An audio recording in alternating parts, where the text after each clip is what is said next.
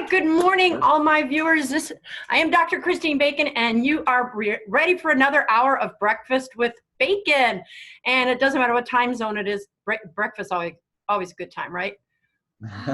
Always. Yeah, exactly. Right? I mean, who doesn't want pancakes at dinner or whatever?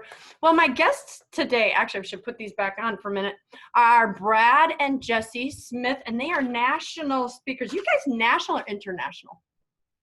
National speakers. We need to get you international. Yeah, we haven't done the international thing yet. We'll work on that after this show, right?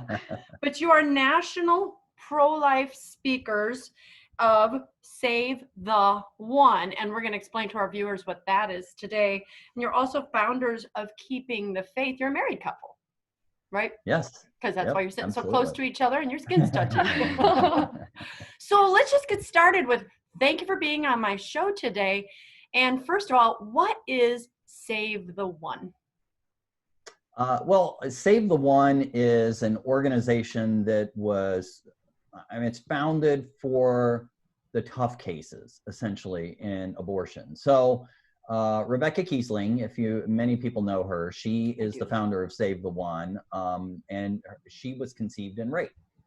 And so her life was protected by the law at the time, and she's alive today because it was illegal to have an abortion. Otherwise, she wouldn't be here. Her mother would have had an abortion and killed her. And so here she is, an attorney, very successful, and she just, felt compelled to stand up and start defending other people and defending herself in the same way too, right? And so. Right. She founded Save the One, but it was with the idea of not just being about children that were conceived in rape, but and the mothers involved and all of that, but as well children with disabilities. Because she called it Save the One, if I'm correct, because of the percentage. Everybody's saying, yes. I don't believe in abortion, but in those cases of rape or incest, that's the 1%. It's just 1%. Right? Let's let them have that, Kill that one. We'll save the 99. Well, but that's exactly opposite of the way Jesus looks at it. Right. He went off. He leaves the 99 to save the one. And that's where it comes from. Save the one.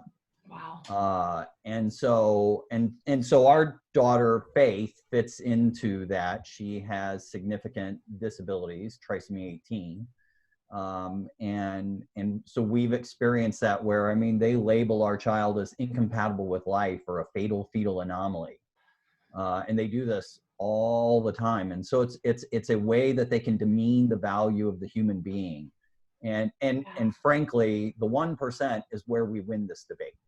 If we win the 1%, we win the whole thing. So I think we've been focused on it completely wrong. Let's give them that. Well, that's actually how they got in. That's exactly it. All the pro-life speakers I've heard, you were at the conference in Cleveland in March? Yep. Yeah, so was I. The Bringing America Back to Life, Molly Smith talked about it. And really those who are losing ground, those organizations are those who are, okay, let's just be nice and compromise. Well, when it's good or bad, life or death, especially with Christ, there is no compromise. There's no fence sitting. It's left or it's right? It's life or it's death. Right. And the people that are in that 1% are literally the visible demonstration of why we should all be pro-life. When I take my daughter, who's sometimes in a walker or a wheelchair, into a room where we're debating about life, she's kind of the demonstration of why we need to fight. And so they become actually a rallying point that we can say, look, how precious life is, even in someone that they would consider weak. And if we can defend her, gosh, every life is easier to defend.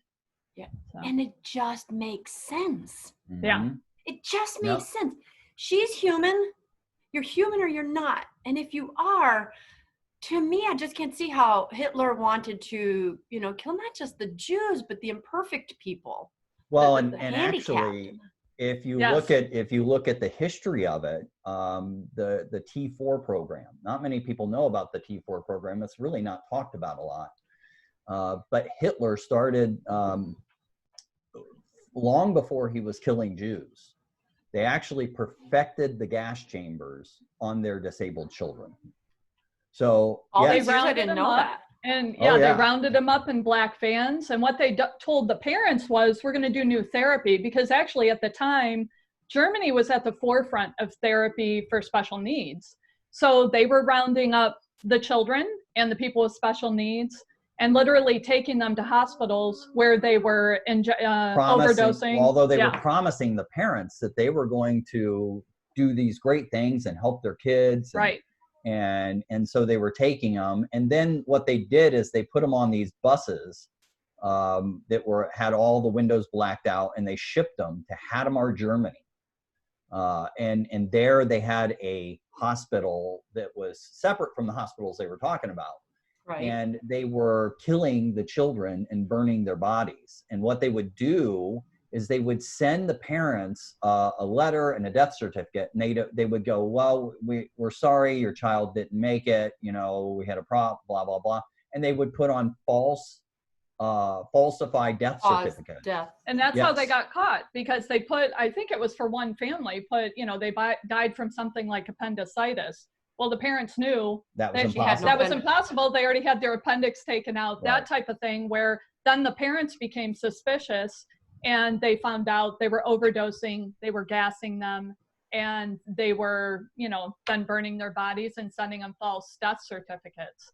So, it's not a new thing, especially for the people that are the most fragile in our society or demeaned, to be kind of taken out first. But then it makes everybody else, obviously, that was just a first step. Once they perfected it there, then it was easy to take into the rest of society, which was, I think your point was to say, gosh, if we can protect these, the 1%, then you can everybody else protect the 2%, the 3%. What? Ooh, do you know who said that famous kind of phrase I've heard before? When they came after the Jews, I didn't say anything because I think it was Mueller, wasn't it?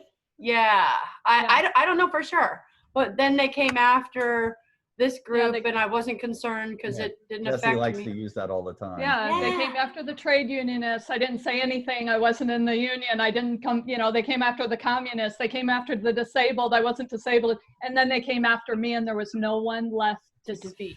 Yes. And I think that is powerful, especially with having a child that can't speak for herself.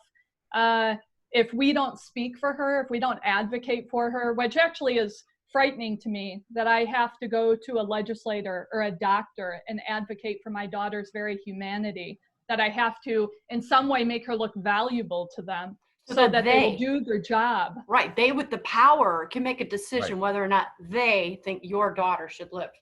Well, an interesting part about the T4 program was there was no bigger Nazified, I don't know if that's the right term, professional group in Germany at the time than the doctors, because at that point they were given the authority to make life and death decisions based on nothing other than their own personal whims.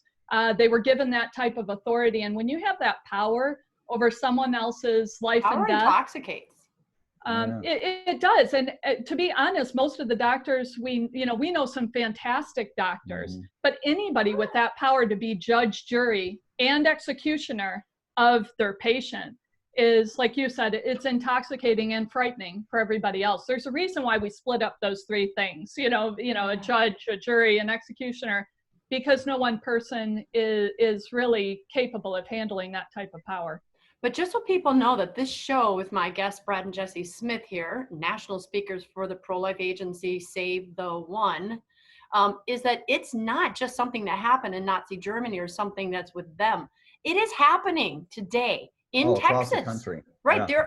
There are stories of children who they have to go to court today in American court to say, please save my child's life. Oh, quality of life. I think one of was it a lawyer or was it can't remember who said this, a lawyer, a doctor, whatever, someone on the panel making this decision said, she's never going to be able to write a check again. Right. So, and I'm like, that's the gauge of whether someone is a productive member of society. My grandchildren can't write a check. They're 14 years old. My daughter probably doesn't remember how.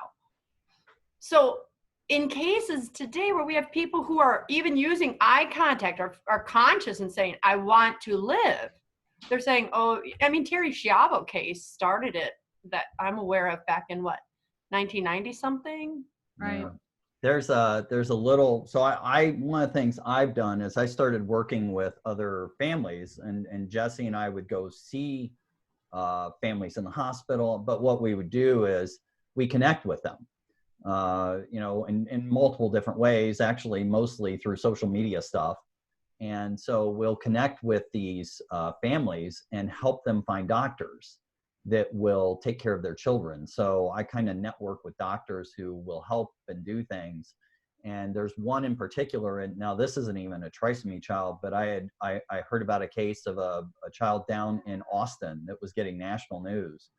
So I reached out to some folks down there, and here they were turning this child down who didn't even have disabilities, but she had a case and they didn't really want to help, and there's no hope. And I'm like, wait a minute, I can get you some doctors who will give you some hope. Right. And so we started working to do that. And they've been, I actually forgot about this and got a note from them the other day. They're still working. This has been like 2-3 months, maybe more.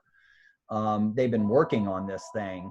And so I'm looking at this now going, my gosh, this is crazy. But there's a doctor that I know that's willing to help them, and they're having to go to court to be able to get permission to have this doctor come help their child. That's insane. Where have we come from? Where have we gone?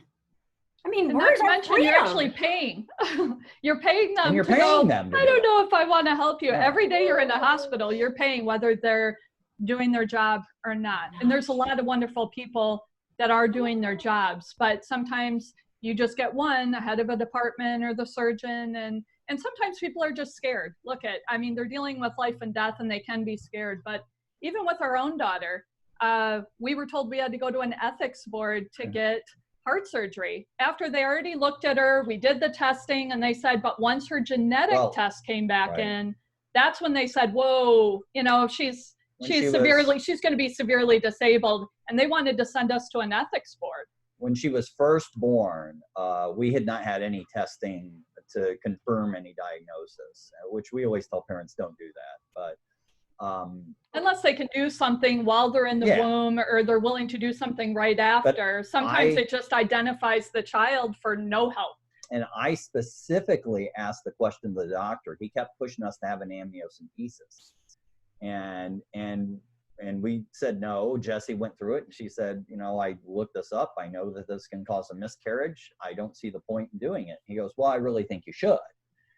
And I looked at him, I said, no, we don't want it. He said, well, I think it would be good. And so he kept pushing. So I said, well, what's the can you help our daughter? What's the purpose? And he said, well, no, we can't help her. I said, then why? He said, well, if you want to terminate. So the entire purpose of the test is to identify you have a disability so we can kill you. They're called search and destroy missions in other fields, but it kind of has become that, because then you have testing that is specifically just to identify disability, so then they can encourage abortion. And many of the young moms, when they get the genetic testing, I found they're immediately being scheduled for an abortion before even talking to the doctor. Without even getting. I've talked to several moms that have been scheduled for it. They haven't even met the doctor once, and they've already scheduled. So for our daughter, over 90% of children like my daughter with a chromosome abnormality are aborted. And it's because there's a heavy hand in society from the doctors, from the prenatal testing, and from the talks you get. And now from the legal system. And now from the legal system. If you can't even get your child treated once they're born, then in effect, they've given you no hope. If you have to fight every way around it. And it's not just the death of the child, it's the death of the medical field. Because when they are doing well with children like my daughter, who have multiple things going on, they become better doctors. It is a practice, and they need actually the disabled and those with special problems. Our children and the help elderly, everybody else. They become better doctors. Yep. They hone their skills. And what you find is it's like an obstetrician who never turns a breached baby. They are losing valuable skills in the medical community to be able to treat people. So it's not just the death of the child, it's the death of medicine. It's a phenomenal thing, because you think you have these people, this is what I want to do with my life. I want to do surgery, but not on you, so it becomes very I just want to do the good and discouraging. easy things on the perfect people. Right. Yeah. Wow. Yeah, and I mean, I consider myself pretty well versed, and you're just reminding me of things. I'm like, I had never considered some of these things. Oh, it's The amazing. 19-year-old, could you fight for yourself when you were 19, 20-year-old mom? It was so easy. My grandson slept over the other day. It's the most joy of my life. Little rabbit trail comes back. And we laid in bed. He's almost 14, and we talked about things. And like he said, do you have any regrets in life? I was like, yeah, I regretted getting my wisdom teeth out. And he's like, and I named some things. He goes, you don't have big regrets. And I was like, that's because I have God. That's a different story. But I remembered, I had a broken tooth here.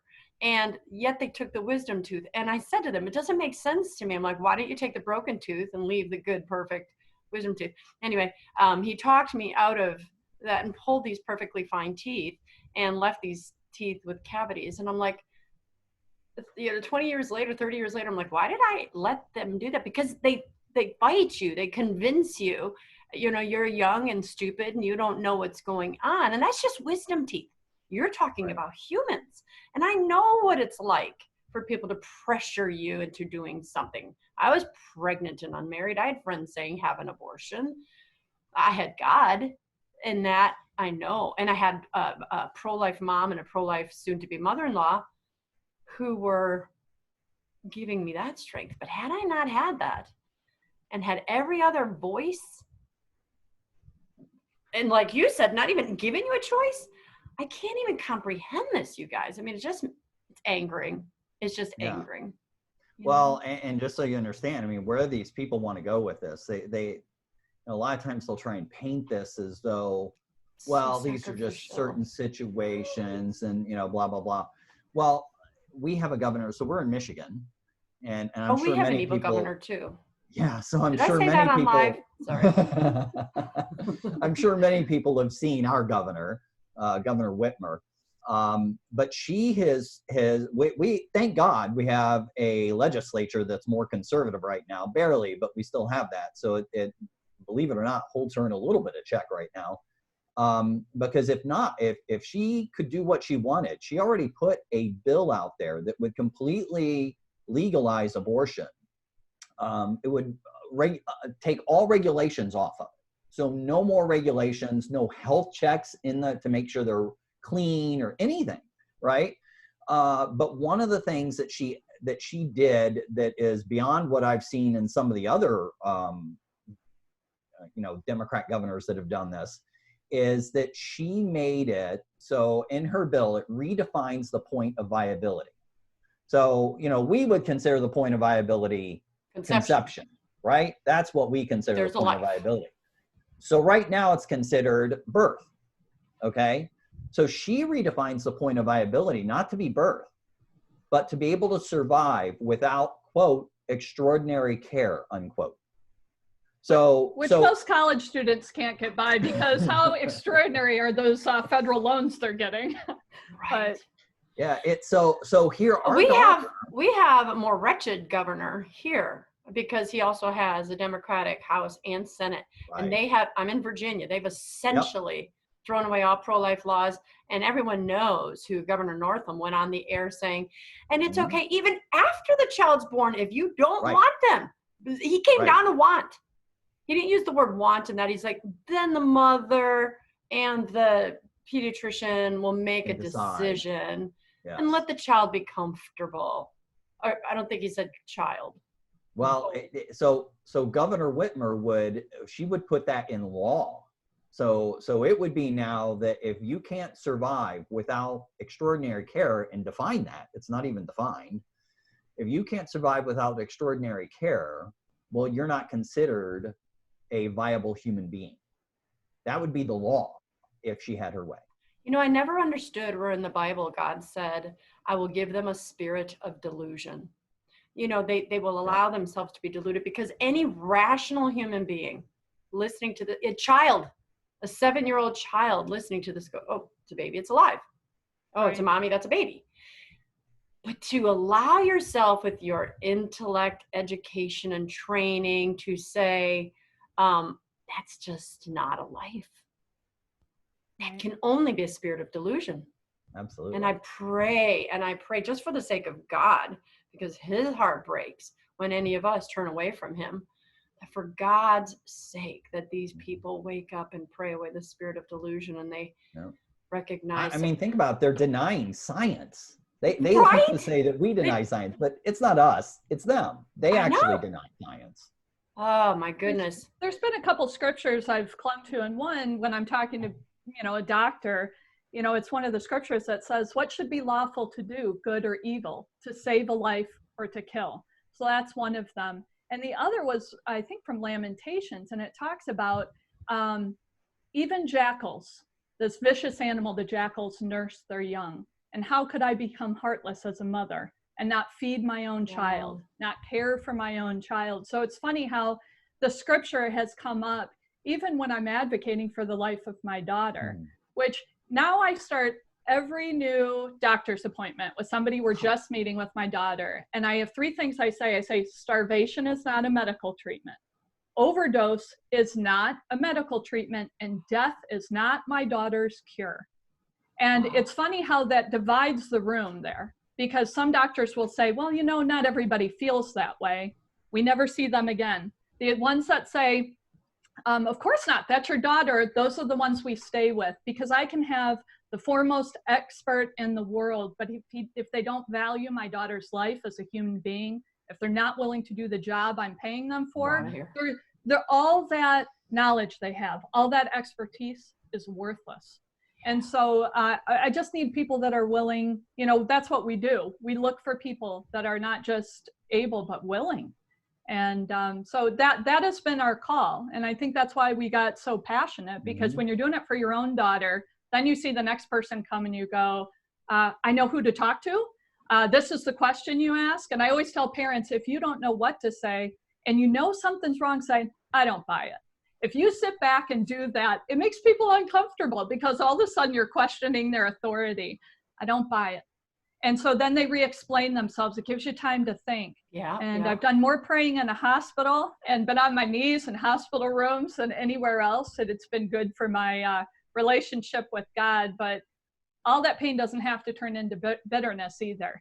All that pain just turns into making us solid, sturdy, so we can help the next person. There's a gift in sorrow. To love. And other special needs parents have done it for us. Because they know the walk, they know how tough it can get. There's something about going through a fire, and it refines things. The gold gleams and the chaff burns up, and what you find out is what's truly valuable, and the life of another human being is what's a treasure in this world. It's not the things, it's not the money.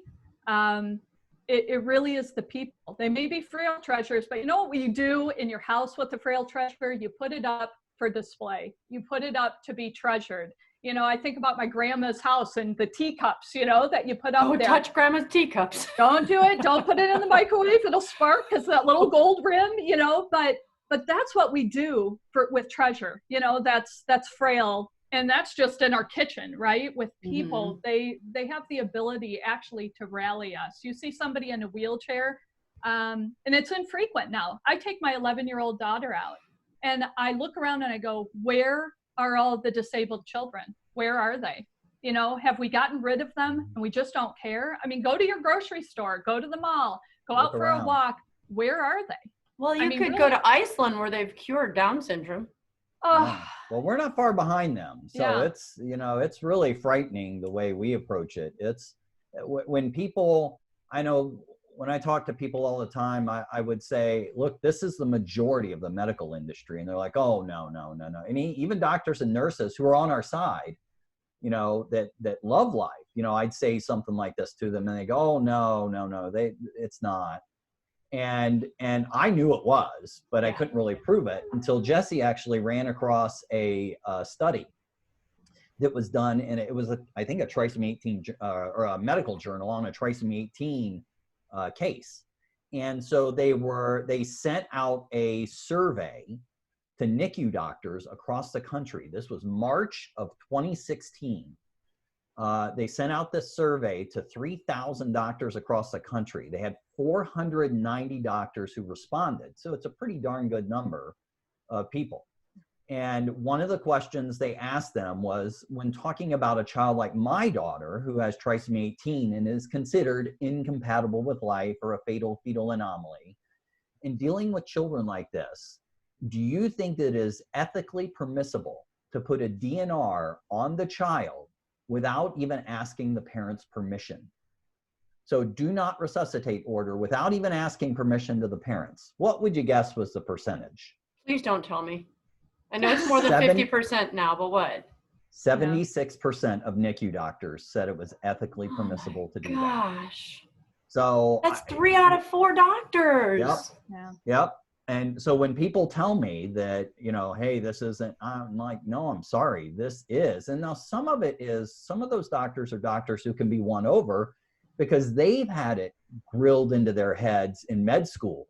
I mean, you wouldn't believe how many doctors that we've connected with that when we walk through some of the numbers and go through some of the stuff, and then they meet our daughter, they're like, I was told these kids could not live. Can't survive.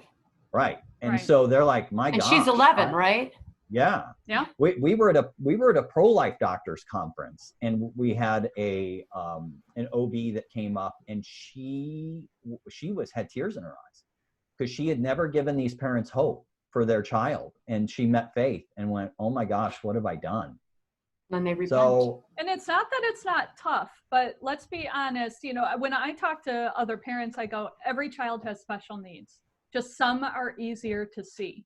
And so my daughter, when she walks into a room, you can see, you know, she's got a wheelchair, maybe her feeding tube is in, but every person has things that they struggle with. It's just, these are the obvious. And to be honest, they're the easiest because sometimes you can get a medical procedure that fixes it.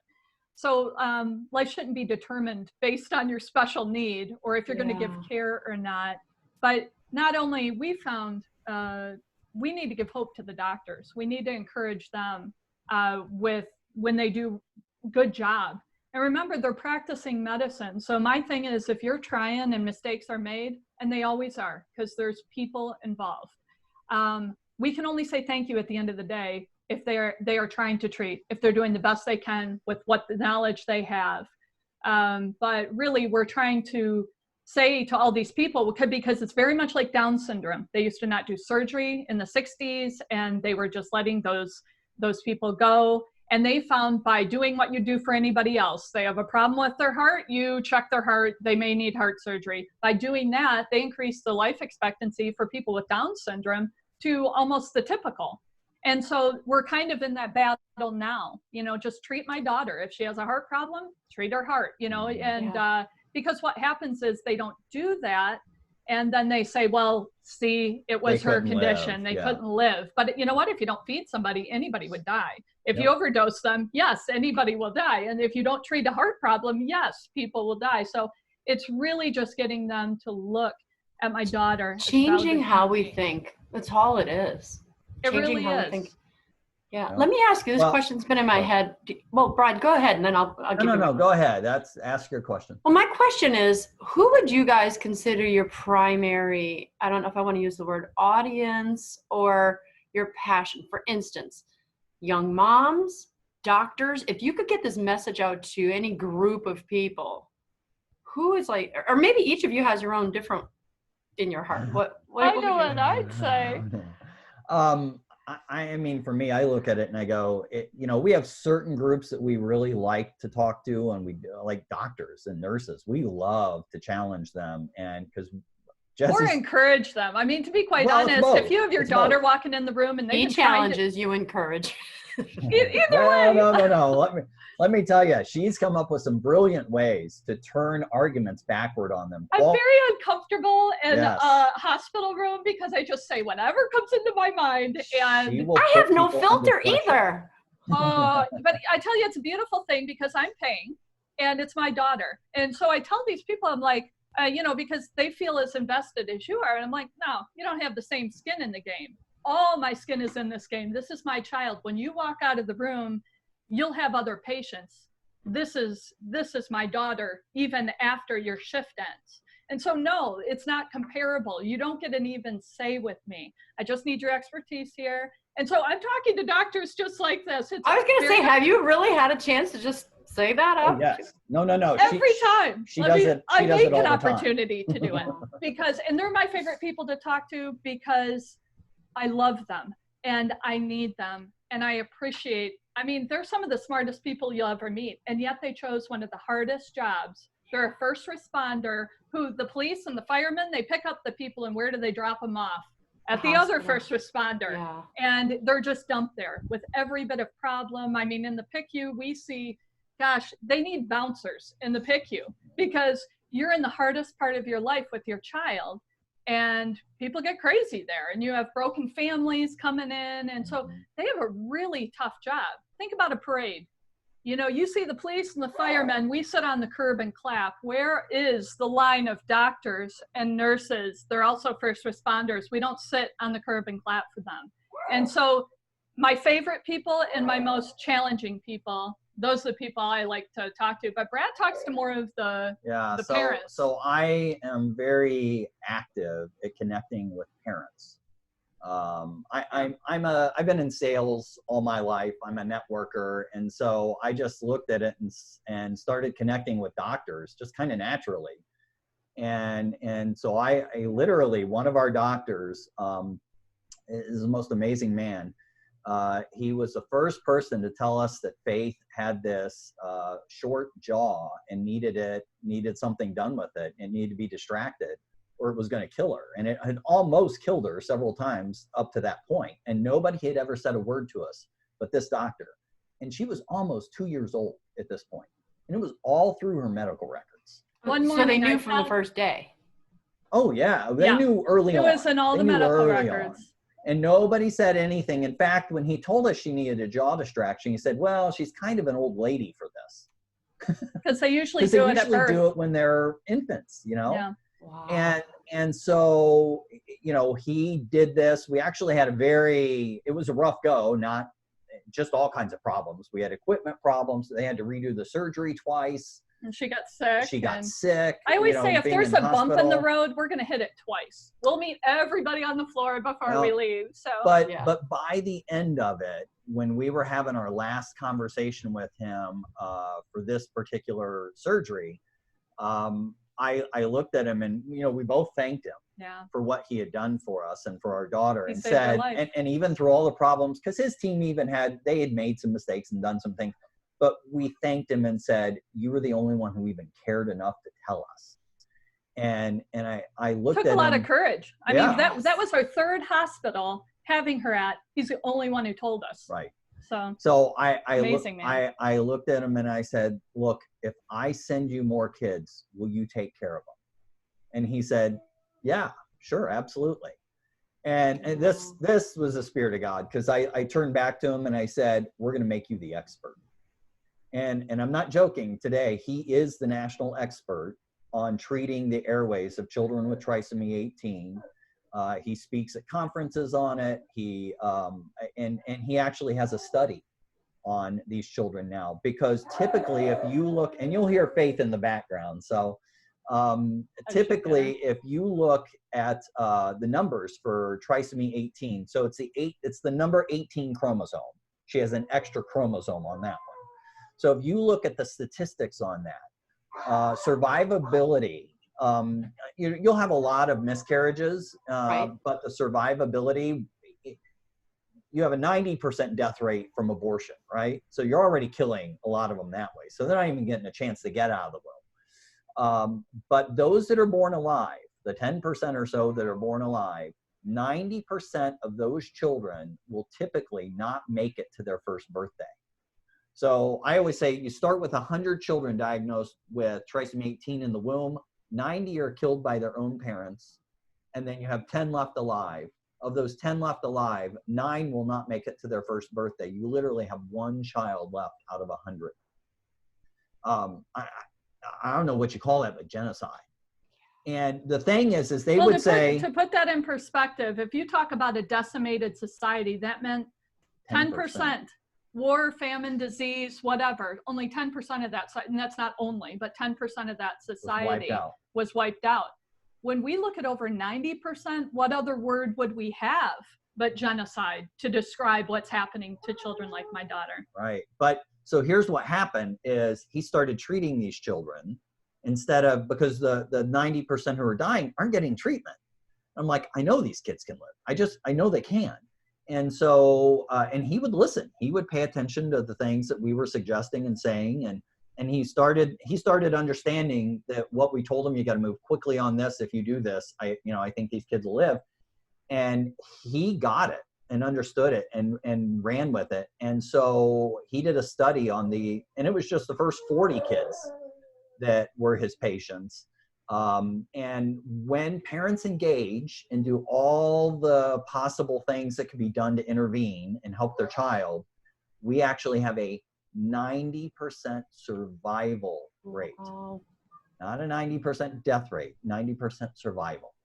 that's God. So it shows you what's happening to these kids. And believe it or not, before, with all this technology that we have now to help these kids, before they could identify these issues with these children, they actually had a higher survivability rate years ago. That's what I was thinking, because they couldn't identify that they had this Because problem, so they weren't aborting them. Right. Yeah, and so they would just just treat. And so when they actually identified the chromosome issues, the survivability rates went down, not up. So I'm telling you, we got a lot of work to do. So when you say who's our audience certainly is doctors and nurses, but a lot of other parents. But it's not just that. We need the public to know what happens, because really it's these kids they are targeted for abortion. They are targeted to have their lives snuffed out.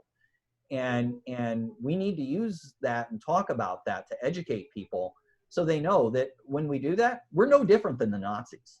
No different. We are the same. And so if you want to sit here and call someone a Nazi, look in the mirror when you decide you want to kill a disabled child, because you are the Nazi. Yeah, and it's already crossed other layers of society. We're euthanizing older people. We're euthanizing anyone who is no longer deemed productive to society. And I said that I did a seminar once, and you've probably done it before. You have the boat, and you've got all the people fall out, and there's only you can only save 4 people. Which of these 12 people do you save, right?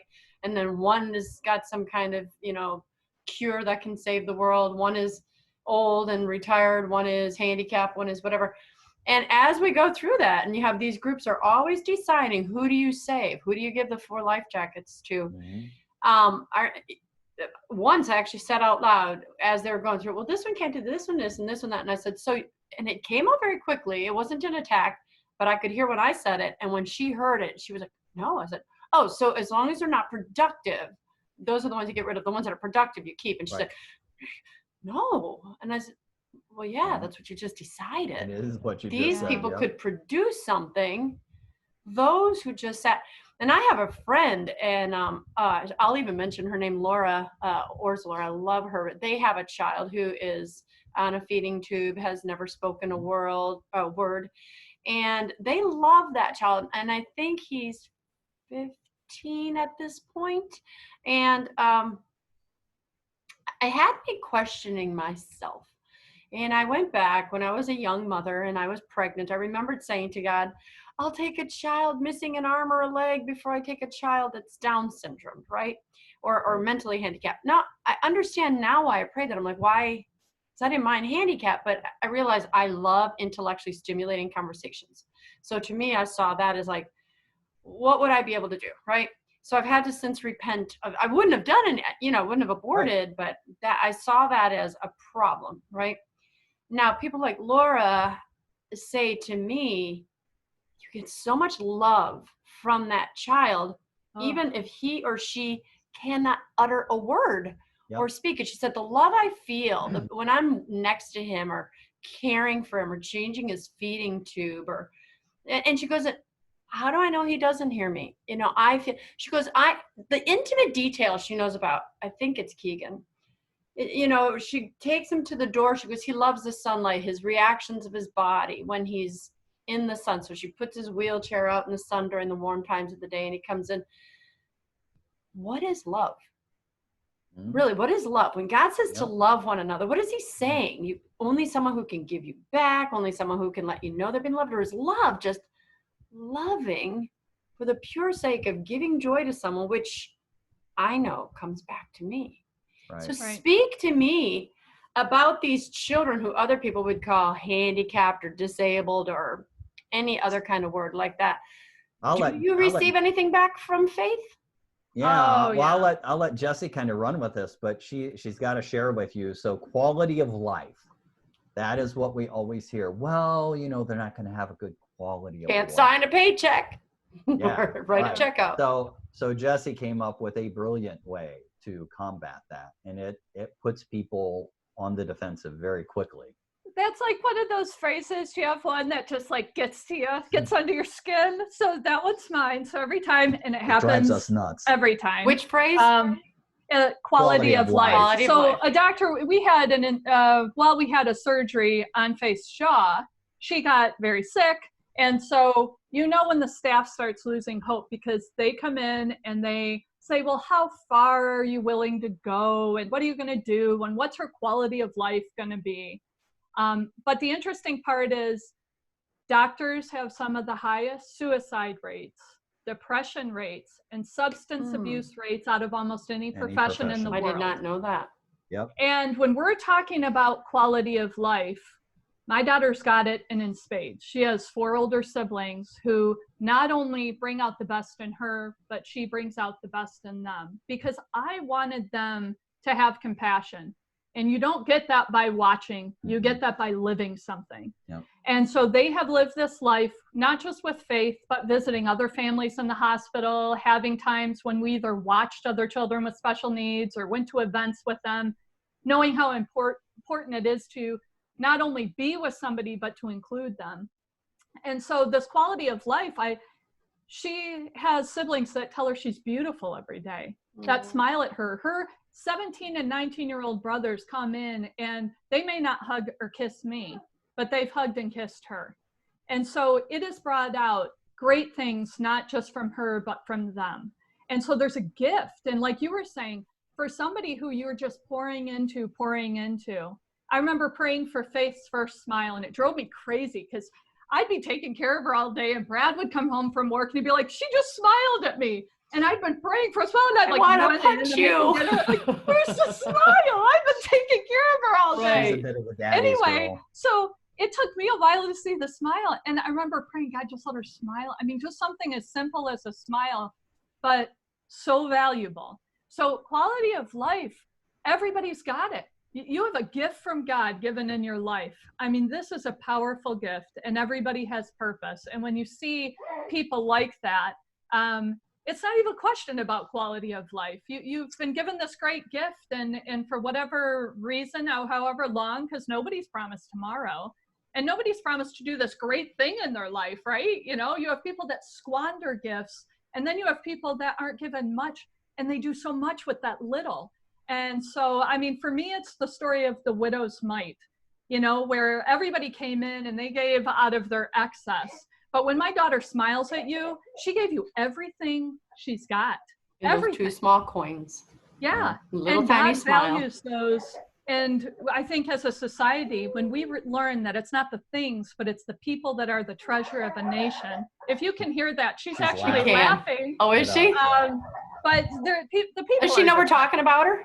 Yeah, I'm going to grab her. I was going to say, would love to bring her in. Yeah, and, she's got a purpose too, Brad, right? I mean, the purpose she has is manifold. Teach people compassion, teach people patience, teach people how to love. Love is patient, love is kind. Right. So if people are kind to me. So just because she's not uttering a word, just because she doesn't have a PhD, doesn't mean she's not teaching people, i.e. fulfilling her purpose. She's educating so many people because people don't realize what happens. And so she's been educating people. Let's make sure Hi, she doesn't Faith. there, so. Hey, now you're in on it, Faith. Hey. Are you going to smile for me? She doesn't have her glasses on, so you don't have glasses? It's okay. Then you don't see all the scary. I see you smiling. Yeah. Did you smile for Mom, Faith? Yeah, she does. Yes. All the time. Do you have a favorite sibling? Does Faith? I think she treasures them all in different ways. Yes. She has a brother who just like messes with her all the time. One that she messes with him. Her sisters, they all do different things together. So. Yeah. What a gift Yeah, she is. but when the whole quality of life thing, when we first, I mean, really that first appointment with that geneticist who pushed us to have an abortion, he kept bringing up quality of life. And he was the one who sat there and told us, well, you know, I mean, he literally said this stuff. She will destroy your family. This will destroy your marriage. This will destroy your finances. You're going to spend all your time in the hospital. And that's where we actually, Jesi came up with this. And when we went to speak to a bunch of doctors, residents, we've done this on a few occasions. And she started it off talking about, you know, it's tough when you spend your life in the hospital and you're away from your family all the time and you go into all kinds of debt and, you know, you're really struggling. Your children suffer because of it. And then she stopped and she paused and she says, and that's why I'm not a doctor. Because it's their lives. They go into high debt to get that education. They're at the hospital all the time. Their families don't see them very often because they're at the hospital. We share a similar life. I guess the longer we've been there, the more I realize we're on a path with them. And so I look at that and I go, we have a lot more in common. And when I can have them look at my daughter and value her life, they're going to be able to look at their own lives and not get discouraged and value their own life. So it really is, you know, they call it a double-edged sword, but actually it's a double blessing, because when they start treating Faith, they're encouraged in their work, they're encouraged with their own families, you know, to see that even people that have maybe a struggle in an area that's greater than theirs, be able to come out and their relationship is better. Their children are even if they are left alone at certain times because we're in the hospital, have gained something that has been just what we wanted them to have, that we always prayed for. You know, my children are the ones that'll bring you a meal when you're sick. They're the ones that say Faith has brought your family closer. Faith appears, at least from the outside, to have brought your marriage closer. Absolutely. Oh, absolutely. Oh, Brad's never been happier. Have any of the doctors that you've spoken to caught the irony in when you said that? It's like, well, I'm just like you. You've got debt. I've got. I mean, we made it very clear to them. You know, after she did that, then she I'd be afraid of you guys if I saw you. But they know.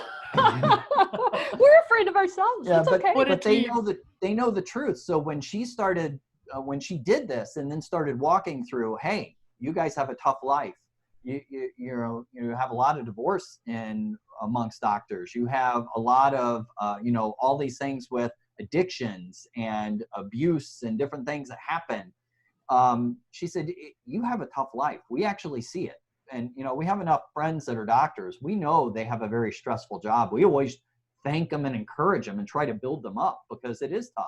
In fact, we were having dinner with one of the doctors, and his wife looked at us, and Jesi started doting on him and saying, man, thank you so much. He has done so much to help us. And then she realized, she's like, oh, I just keep talking and saying this. And she went, I'm so sorry. I don't mean to go on. And she looked at Jesi and she goes, no, please do. I need to hear this. I spend a lot of nights alone without him here. And it helps my heart to know that he's helping other families. And so, and this is a couple who loves each other, and it's obvious they do when you see them. All about perspective. This whole conversation today is all about perspective. Yep.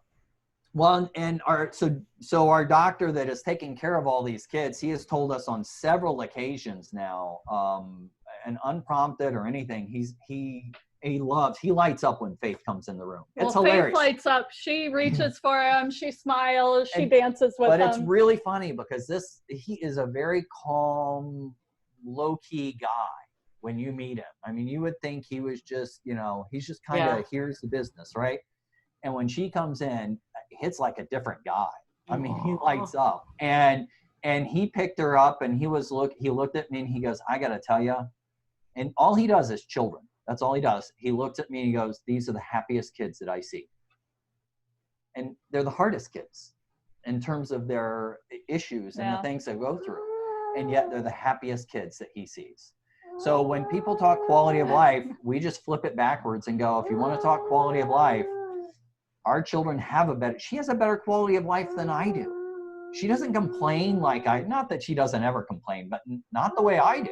You know, if she's in pain, she will let you know she's in pain.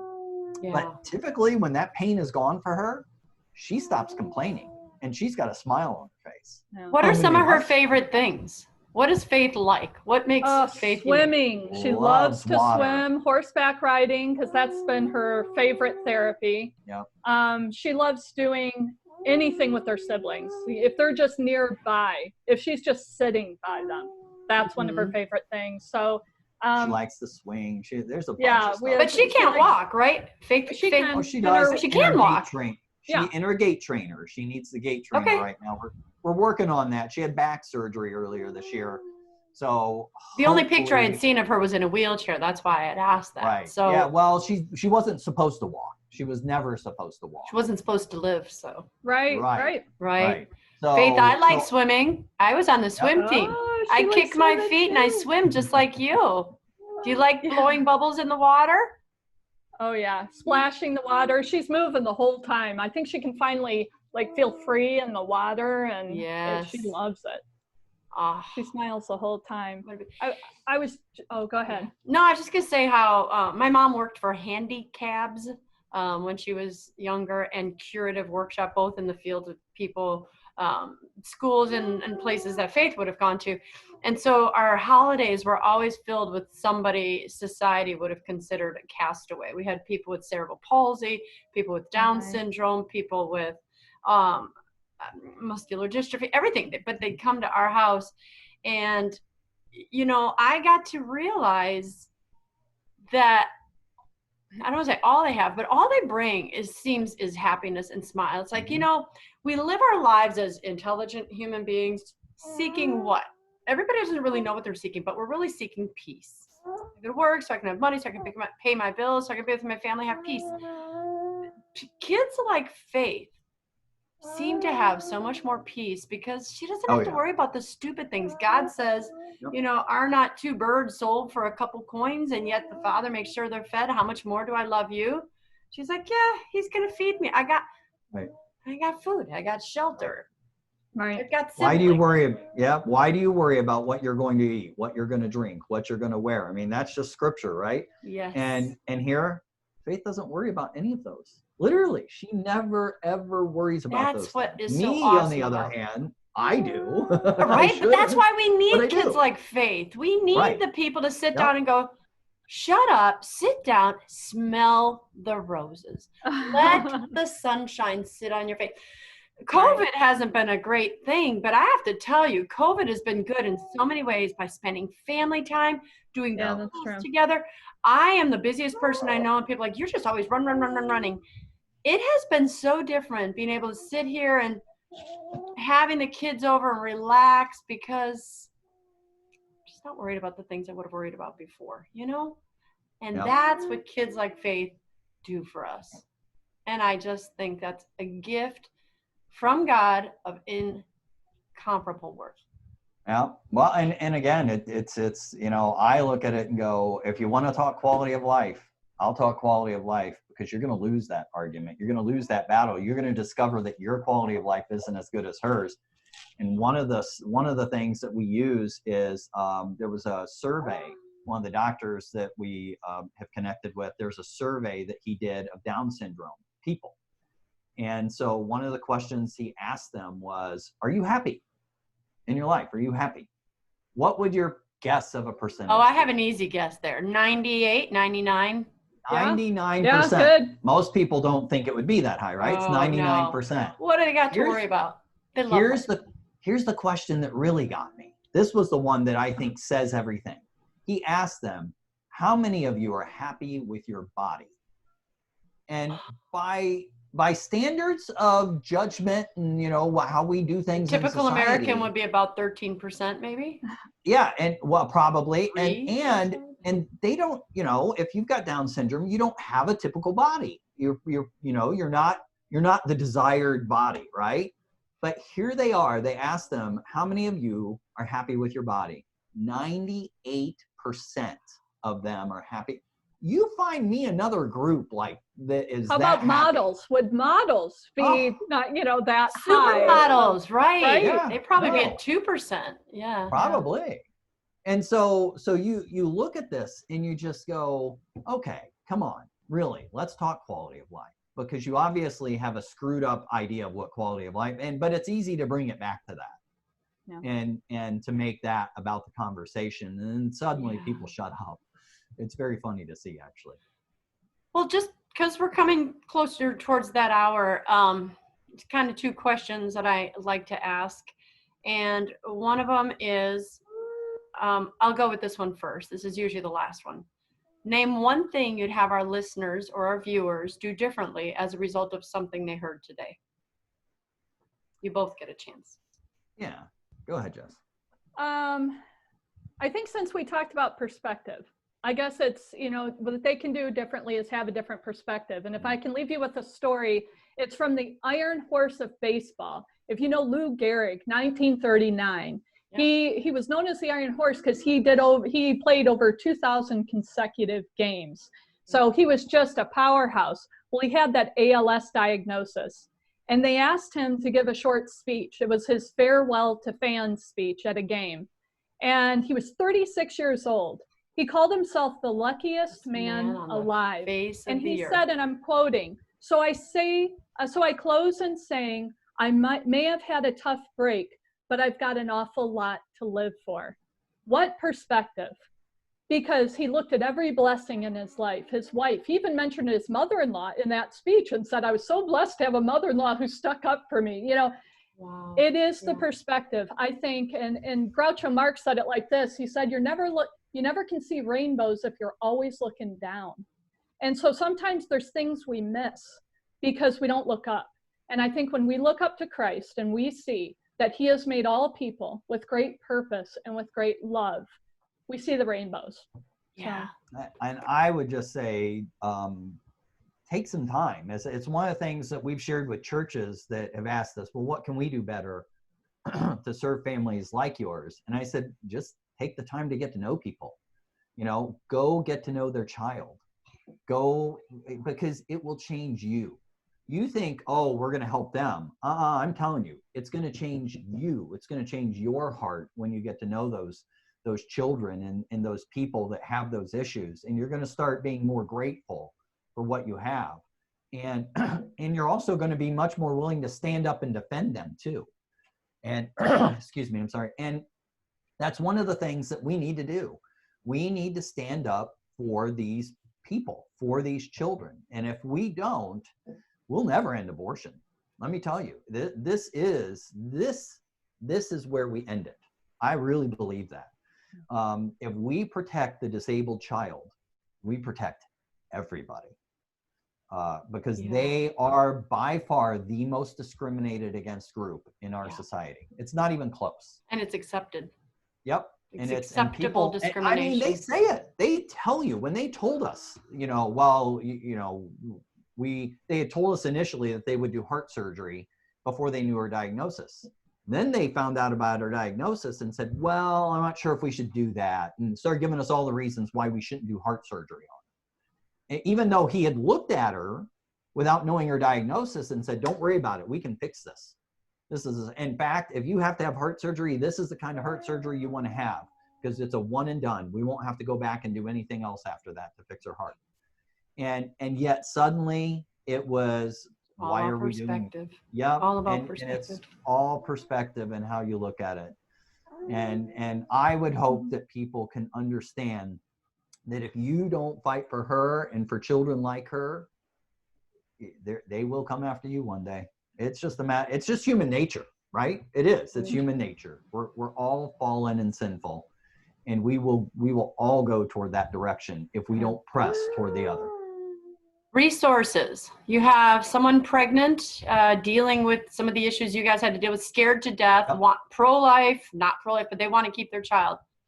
Where do you send that person? So we actually want to help them. Now, depending on what they're dealing with, some of them we can give them direct advice. Others, we might be able to help them connect with doctors, because I already connect with a lot of doctors across the country and have found some good ones that will help. So they could reach out to us. They can go to a couple places. They could do savetheone.com.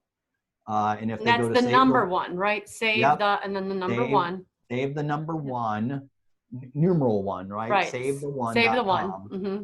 And you can find us that way. You could also, we use Facebook a lot. So we have a page called Keeping Our Faith. We're so clever with You our are name. so, hey, look, my show's Breakfast with Bacon. So Yeah. thank you for giving me a guy named Danny Bacon, God. Exactly. And so we encourage people. You can reach out to us, and we've had it many times. We've had people find us through the web in different ways and connect with us. And frankly, we'll reach out and directly and help you, especially if it's a trisomy issue, but even other issues. I mean, again, if you need good doctors, I can connect with good doctors and So help really, you. I was going to go two places, but it's all the same answers. So whether you're a woman or a family struggling with this diagnosis, whether you are a doctor, contact the Save the One organization, website, whatever, and we will Absolutely. give you some guidance. Because there's a bunch of people in Save the One. So if they see something, they'll just direct it right over to me. Mm-hmm. And then we'll start walking with you there and help people to get through. I mean, I literally have lost count of the number of families that we have worked with over the years and helped. It's funny, I used to know them all, and I started losing track. I'm like, I can't keep track anymore. But it is one of the greatest things that we do, is to be able to help these children live. It's wonderful, and at the same time, it helps end and dispel by having Myths. more and more of these children live. Yep, Yeah. it helps get rid of that idea that they can't. So one last question. Oh, sorry, keep going. No, One last go question ahead. was this. When I die, I will know, it's actually fill in the blank. I will know I will have made a difference if. When I die, I know I will have made a difference if. For me, I don't know if it's the same for you, I would imagine, but I have one thing that I care about in this life. And it is, when I die, I need to hear, "Well done, thou good and faithful servant." If I do that, then I've obeyed God and done what he's wanted me to do. If I don't, I'm in deep trouble. I would echo that, but put on something our pastor said not too long ago. You live with an audience of one, meaning God. And so what I do is it is for other people in the sense that I love God and love my neighbor. But in everything I do, it is for the audience of the creator who made the person. Yep. This is why we can even love our enemy and we love our neighbor, because a lot of times they're the same person. And so I'm living for an audience of one. And because of that, we get through everything. I can face tomorrow because he lives, right? That old song. And yes. So a friend of ours, Rick Santorum, Karen and Rick have helped us in the past. They were really a major, fantastic, yes, major part of why Faith is alive today. Yeah. But one of his things, he was speaking about this, and I loved how he came up with this, because it's so true. Is he was talking to God about something, and the Lord gave him an answer. He's like, "You think you can do all these things, but you can't do anything without me." Said, "I gave you a child that you can understand. She can do nothing without you. Well, you can do nothing without me." And it puts it in perspective. None of us are worthy of anything, but Christ died for us, and he loved us. And because he loved us, we can love him. Yeah. And so out of everything that we do, that is the message that matters. That we must serve him, we must follow him, and you'll have a so much better life. It's hard to understand until you walk it. Many people look at, a child like Faith, and they look at her and they go, "Well, I don't want to deal with that. That's going to change my life." And frankly, the sad part is many men walk away from their families because they look at it and they go, "That's not my life. That's not what I had planned for my life." And I'm like, there's a scripture that says that if you lose your life, you'll find it. If you try to find your life, you'll lose it. But if you lose your life for my sake, you'll find it. And I'm telling you, I have a much better understanding of that scripture today than I ever could have, because my life is completely changed because of it. Well, I always laugh and I tell the doctors, where else would God direct all the passion we have about just everything in a good way, unless he gave us children, right? So for us, it's been, look, we've got a lot of passion. I mean, chocolate cake and disability, doesn't matter. We hit everything. But what we do have is the great love of Christ, not because we're great people, but because we serve a great God. Yeah. And so because of that, you know, our weakness, her weakness becomes a powerful sermon. Amen. And that's a pretty good place to kind of take this to a close. If any of you viewing want to contact Jesi or Brad, go to SaveThe1.com. If you're a doctor, if you are a mother, pregnant, a grandmother who's trying to save the life of someone, great organization to go to. I'd also encourage you to share this video with your friends and family. Sometimes the stuff we believe, people don't want to listen to us, but they'll listen to someone else. So I'm always a fan of share this video with your friends and your family. And selfless, shameless begging here. Go ahead and like my YouTube channel and like my Facebook page and my webpage and stuff. The Lord has me, I've been on the air for about 10 years. It's 9.5. And now he's called me into YouTube, and COVID's had a lot to do with that. So, there's silver linings in there. He's blessed me with guests like this. And so I'm saying, if you go ahead and subscribe and tell your friends, God's got some really great things happening with the people he's sending me. I'll do my best to honor God by getting great messages out like the Smiths have here. So again, like us on Facebook. We're all of them, right? Social media, Parlor. Just go there. But that's about it for now. I hope you've enjoyed this hour as much as I have. Brad and Jesi, thank you so much, not only for saying yes to this radio show, but saying yes to faith and life and God. Thank you for having us. We appreciate it. What an honor to speak with you. Aw, well, thank you. All right, so I forgot to tell you how I end my show, but I'm going to do it, and then you're going to say the word sunny side up when I tell you, okay? Okay. Ready? Okay. I'm Dr. Christine Bacon. You've been listening and watching Breakfast with Bacon, and I want to remind you always to live your life sunny side up.